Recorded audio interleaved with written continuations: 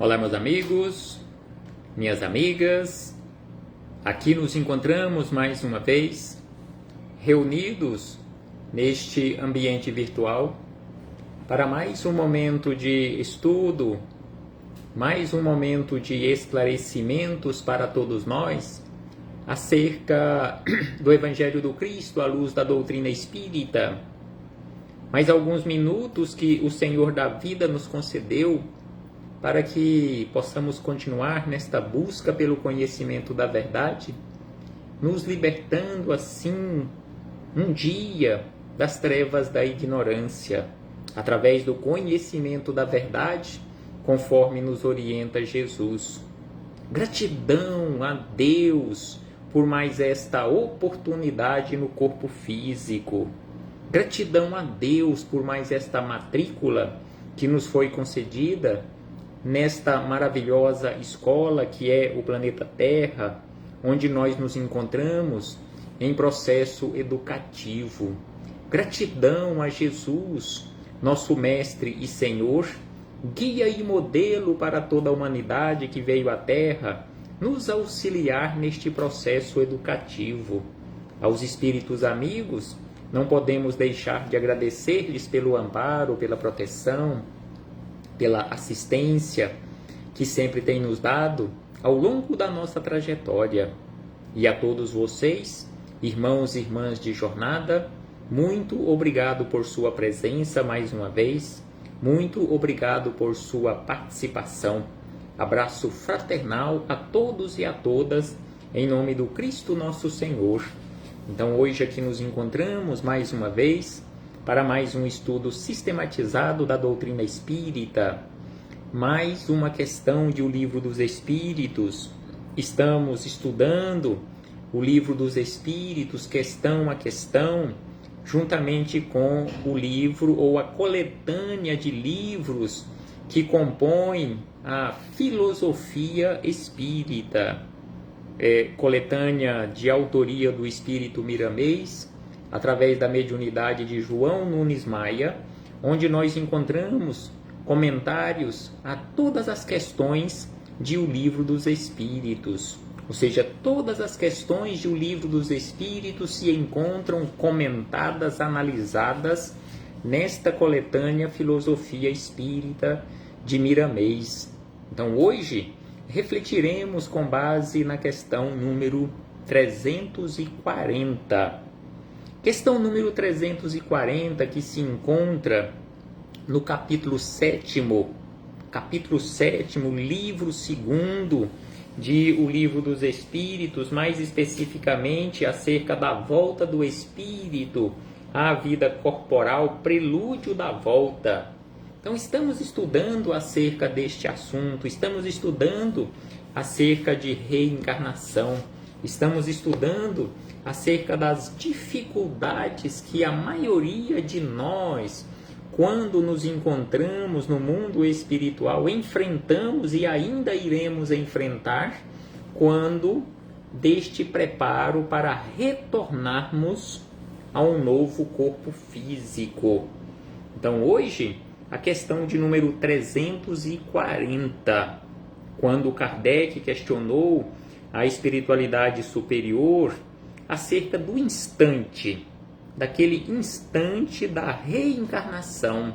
Será que para o espírito este instante, este momento do reencarnar ou do reingressar em uma nova forma física, para ele, este momento é solene?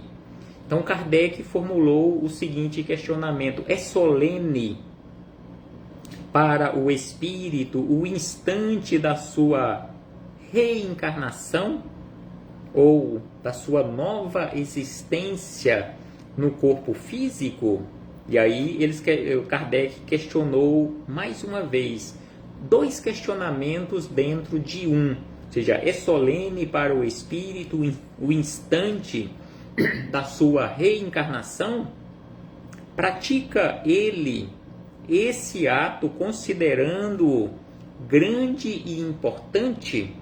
Será que para todos os espíritos este ato, este momento do reencarnar, será que para todos eles ou para todos nós este ato é ou será muito importante? Então, os espíritos amigos a este questionamento de Kardec responderam da seguinte maneira: que o espírito, na sua maioria, procede como o viajante que embarca para uma travessia perigosa e que não sabe se encontrará ou não a morte nas ondas que se decide a afrontar. Então, assim, a espiritualidade superior, respondendo a Kardec e a todos nós, colocaram para um melhor entendimento a figura de um viajante, em especial aquele viajante que escolhe fazer uma travessia bastante longa por meio de embarcações ou de uma embarcação aquática. Da mesma forma que poderia ser por um meio de transporte aéreo, hoje, com as facilidades que temos para nos locomover entre uma cidade e outra, entre um estado e outro, entre um país e outro, entre um continente e outro, mas nós não temos a certeza que chegaremos, aquela certeza absoluta, que chegaremos ao nosso destino animando este corpo físico. E exatamente por isto que muitas pessoas ainda têm muito medo de entrar em um avião para realizar uma viagem. Então, assim, os espíritos amigos responderam a Kardec, a todos nós, que o espírito procede como viajante que embarca para uma travessia perigosa e que não sabe se encontrará ou não a morte nas ondas que se decide a afrontar. É uma travessia por meio aquático. E aí Kardec, juntamente com a espiritualidade superior, acrescentou comentários importantes para que possamos entender melhor o teor e a profundidade da resposta para este questionamento. Então, aqui nós encontramos nesta questão 340, além da resposta da espiritualidade superior, a seguinte anotação, que o viajante que embarca sabe a que perigo se lança, mas não sabe se naufragará.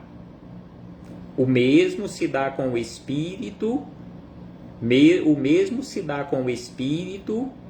que conhece o gênero das provas, a que se submete, mas não sabe, não tem certeza se sucumbirá ou não. Então, assim, Kardec, com a inspiração e a assistência da espiritualidade superior, nos ajuda a entender melhor esta situação. Porque quando nós reencarnamos, nós que aqui nos encontramos no corpo físico, nós sabíamos de antemão dos perigos que iríamos enfrentar nesta, simbolicamente falando, nesta travessia terrena. Mas nós não tínhamos certeza se iríamos conseguir ou se iremos conseguir realizar esta travessia e se não iremos naufragar nesta travessia. E aí eles acrescentam, assim como para o espírito a morte do corpo é uma espécie de renascimento, a reencarnação é uma espécie de morte, ou antes, de exílio ou de clausura. Então, para o espírito, a morte do corpo é uma libertação, é um ressurgir ou um ressuscitar no mundo ou para o mundo espiritual. Da mesma forma que para aquele que está reencarnando,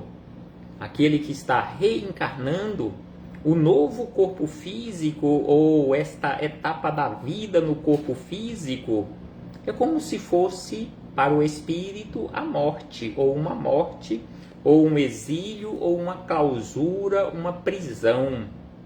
Ele, neste caso o espírito, deixa o mundo dos espíritos pelo mundo corporal, como a criatura reencarnada, nós que aqui nos encontramos no plano físico, deixaremos um dia este mundo por aquele, ou seja, pelo mundo espiritual. Um dia, todos nós que aqui nos encontramos, animando um corpo físico, deixaremos este mundo físico para retornarmos para a nossa origem ou as nossas origens, o nosso mundo de origem, o nosso mundo verdadeiro, que é o mundo espiritual. Sabe que reencarnará. Então, o espírito, quando no mundo espiritual, ele sabe que um dia terá que retornar para novas experiências no mundo físico. Ou seja, ele sabe que reencarnará.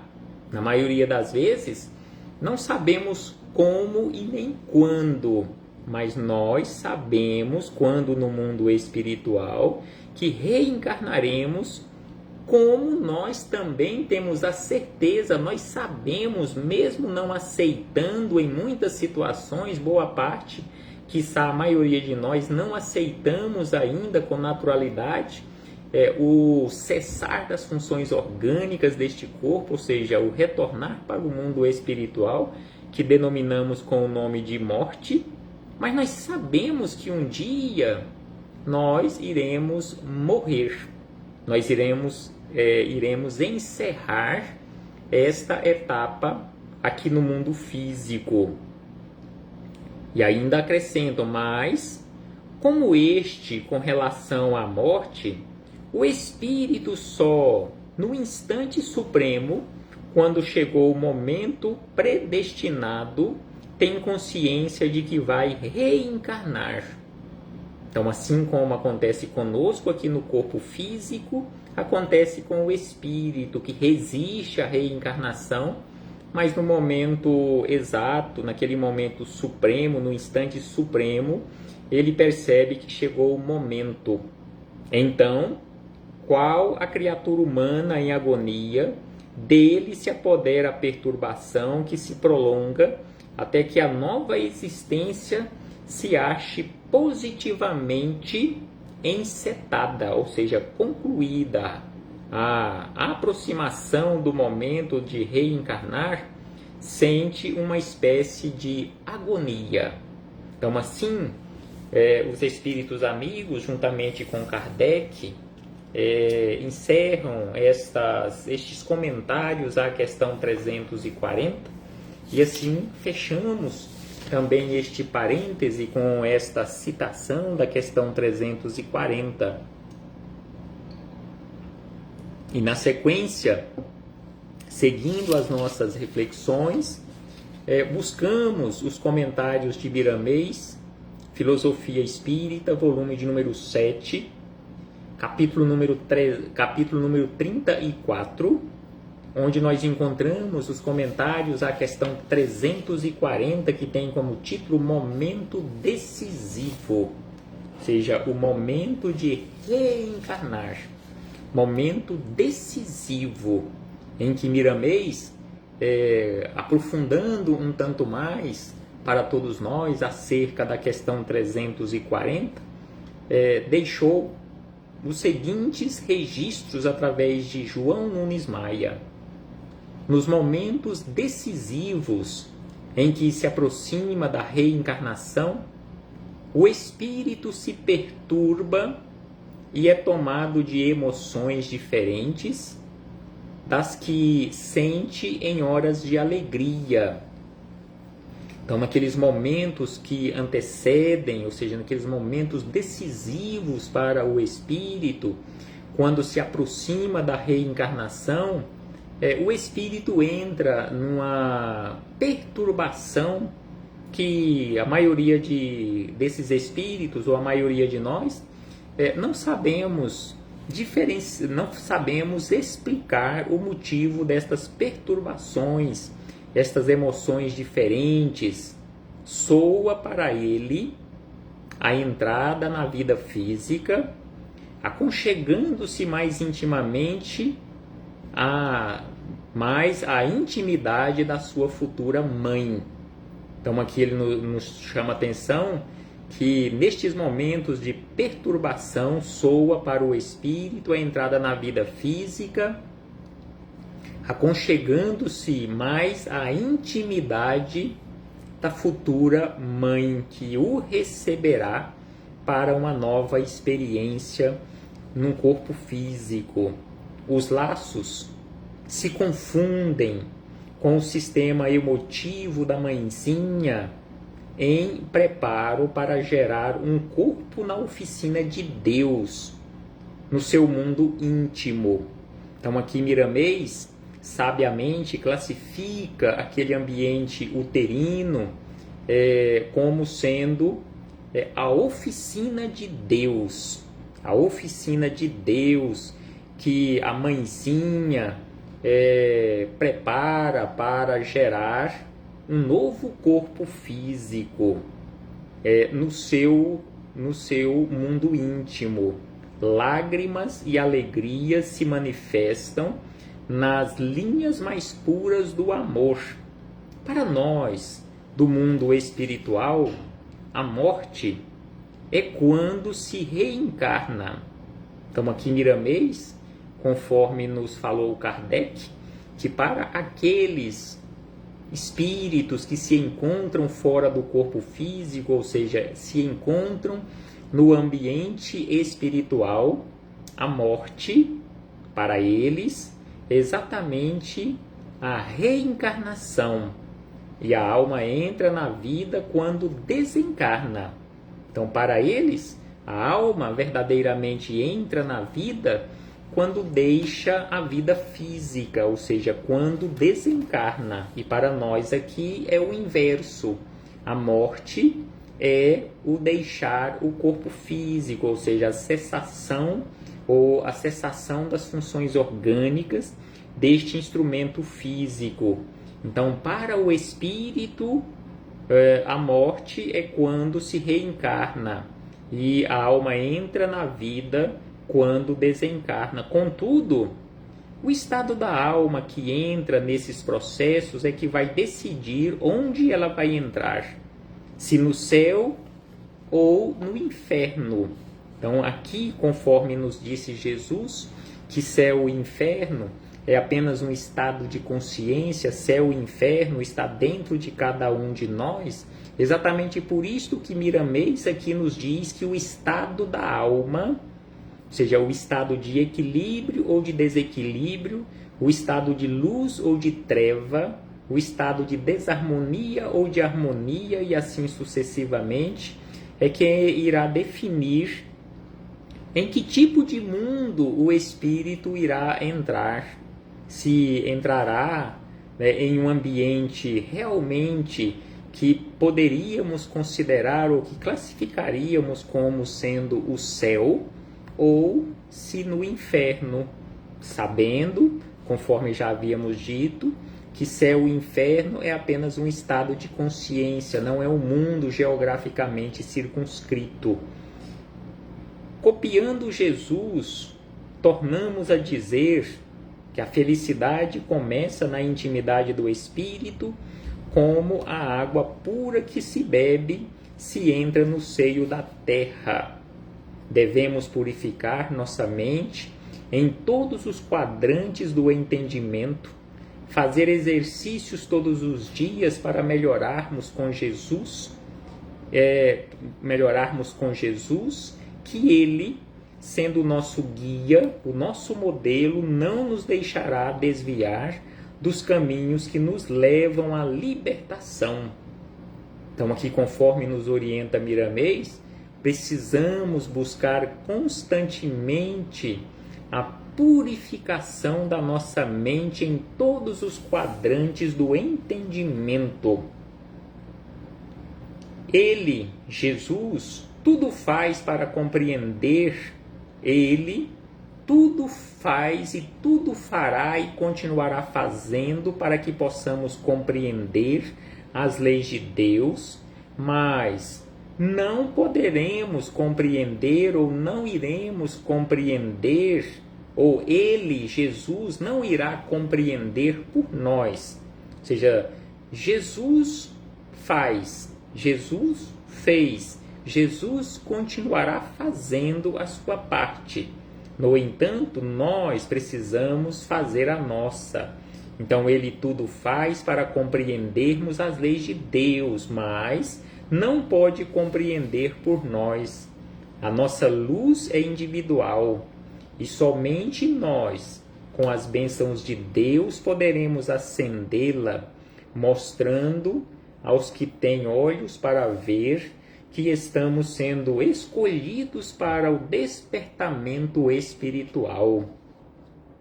Somos um conjunto, diz Miramês, somos um conjunto, como o rebanho de Cristo, todos juntos com os mesmos ideais. Não obstante, cada criatura tem um destino a seguir e forças a liberar. Então, somos sim individualidades e precisamos trabalhar nesta individualidade no nosso mundo íntimo para e pela nossa transformação, mas também nós somos este conjunto.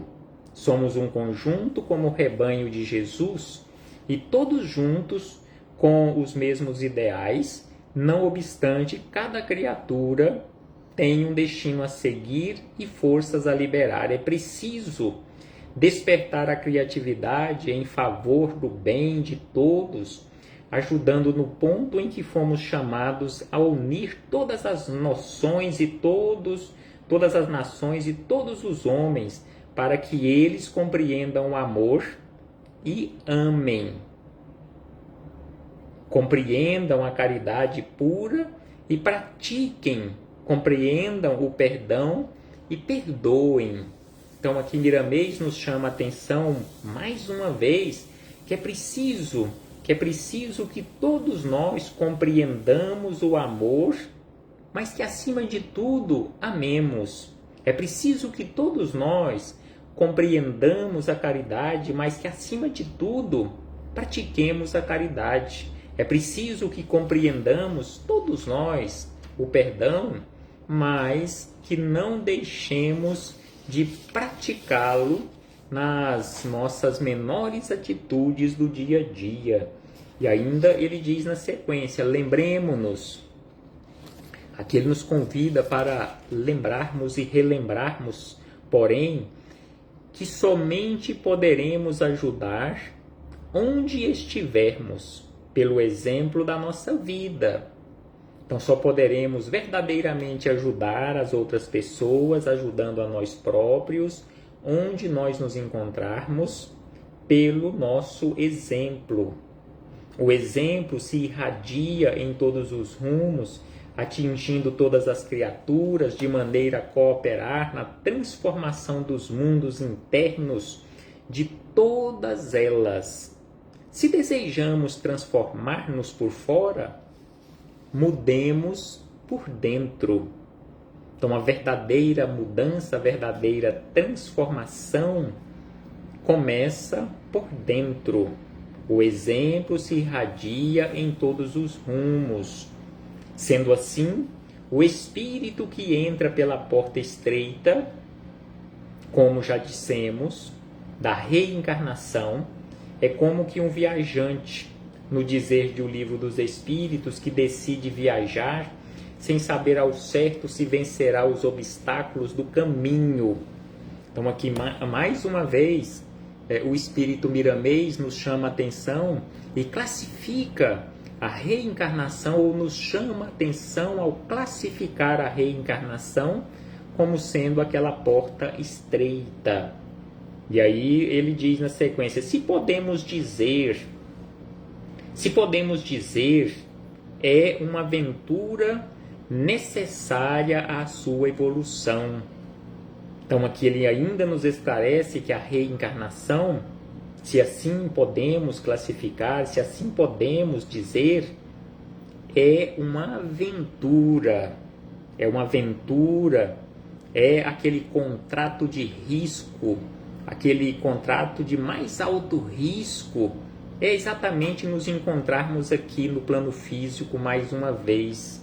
E é preciso, conforme que ele nos diz, é preciso para a nossa evolução. É nesse sentido que as escolas espirituais trabalham para encorajar todos os espíritos que descem à Terra nas linhas da vida sucessivas, a fim de não voltarem do meio do caminho, complicando assim as outras voltas que se devem suceder.